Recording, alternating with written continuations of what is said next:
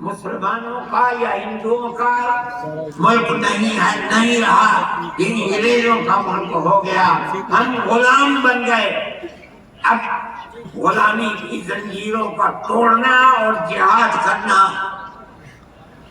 ہر ایک کا فرض ہے، اور اس کے بعد جہاد پر لگ گئے۔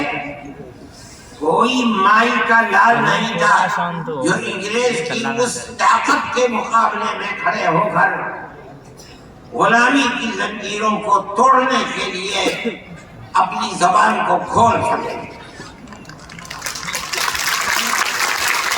اس اعلان کے تقریباً 80-82 سال کے بعد کانگریس بنی، اور کانگریس کا جو مقصد تھا، جو آج بھی کتابوں میں موجود ہے، وہ ملک کی آزادی نہیں تھا۔ مقصد تھا کہ جو دو جہاد ہوئے ہیں 1832 اور 1857 میں، اس کی وجہ سے جو ملکہ برطانیہ اور ہندوستان کے بسنے والوں کے درمیان دوری ہو گئی ہے، اس دوری کو دور کیا جائے اور حالات کو صحیح کیا جائے۔ علماء کا یہ نظریہ نہیں تھا۔ علماء کہتے تھے ملک غلام ہو گیا، غلامی کی زنجیروں کو توڑو، انگریز کو بھگاؤ، ملک کو آزاد کرو۔ بلک تم اپنا بند کرنا۔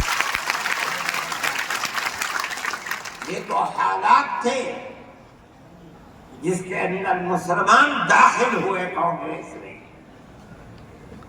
موجود ہیں، ایک شخص نے حضرت گنگوئی رحمت اللہ علیہ، جو ہمارے بزرگ ہیں، دارالعلوم کو کی بنیاد رکھنے والے ہیں،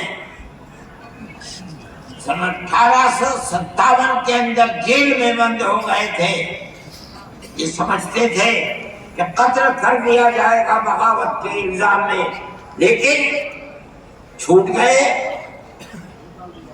ان سے پوچھا کہ ایک جماعت بنی ہے جس کے بنیادی کردار ہندو بنا رہے ہیں، کیا مسلمانوں کے لیے اس میں شریک ہونا جائز ہے؟ حضرت نے فتویٰ دیا، جس طرح ایک ہندو اور ایک مسلمان کاروبار اور بزنس میں شریک ہو سکتا ہے، تو اسی طرح کانگریس کے ساتھ مسلمان شریک ہو سکتا ہے، بشرطے کہ اپنے دین کا نقصان نہ ہو۔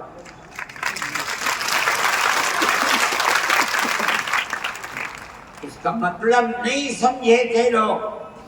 مطلب یہ ہے کہ ہماری تحریک ہے کہ مسلمان اور ہندو جب تک ساتھ نہیں ہوگا، ملک آزاد نہیں ہوگا۔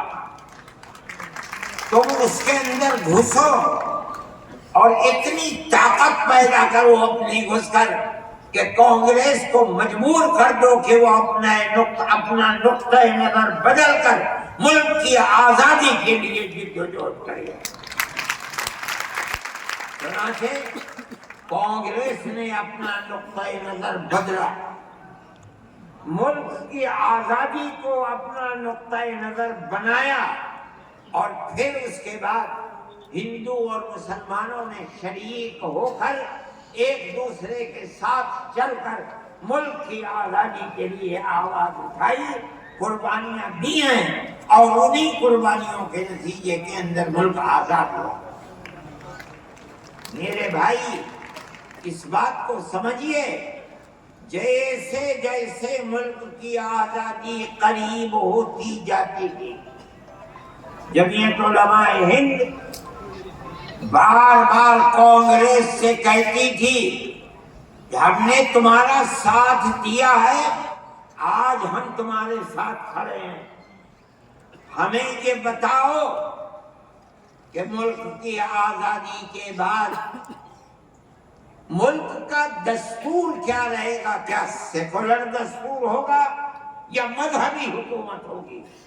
اگر سیکولر دستور ہوتا ہے ہم تمہارے ساتھ ہیں، اور اگر سیکولر دستور نہیں ہوتا تو ملک کی آزادی میں ہم تمہارے ساتھ دیں گے۔ بار بار ہمارے پاس کانگریس ورکنگ کمیٹی کی تجاویز موجود ہیں۔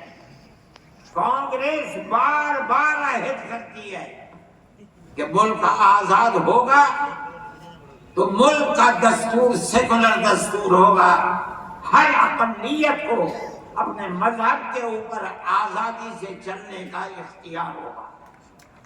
چنانچہ ملک آزاد ہو گیا۔ اب ملک کی آزادی کے بعد ایک طبقہ اٹھا جس نے یہ کہا کہ کھیر مل گئی ہے، اب اسے کھانے کا وقت آ گیا ہے۔